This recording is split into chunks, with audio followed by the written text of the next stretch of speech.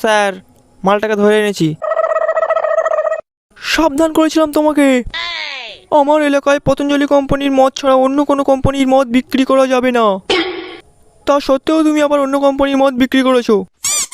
আর একদিনে যদি তোমাকে এই এলাকায় পতঞ্জলি মদ ছাড়া অন্য কোনো কোম্পানির মদ বিক্রি করতে দেখি, তাহলে তোমার জায়গা মতো মদ ঢেলে আমি আগুন ধরিয়ে দেবো।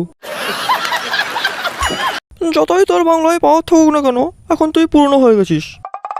তোকে এখন আর কেউ চেনে না, লোকে শুধু ব্র্যান্ড চেনে, শুধু ব্র্যান্ড। কি ক্ষমতা আছে তোর?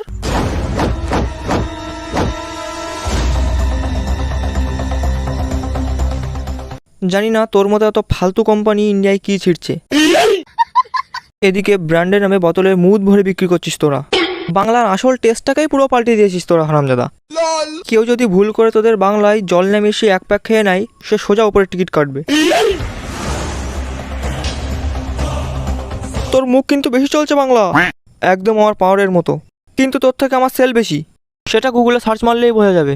লোকেদের মুখে মুখে থাকি আমি লোকের পকেটে থাকি। কম্প্যারিজন করে নে, জিতবো তো আমি।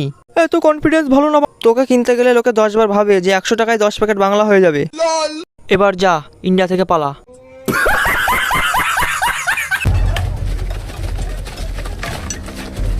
তুই কি ভেবেছিস তুই আমাদের বাংলা মালের স্মাগলিং বন্ধ করে দিবি আর আমরা তোকে ছেড়ে দেবো? তোর প্যান্ট খুলে উল্টো করে গাছে ঝুলিয়ে তোর পোদের ফুটোর ভিতরে বাংলা ঢালবো হারামজাদা। সরা এটা এখান থেকে।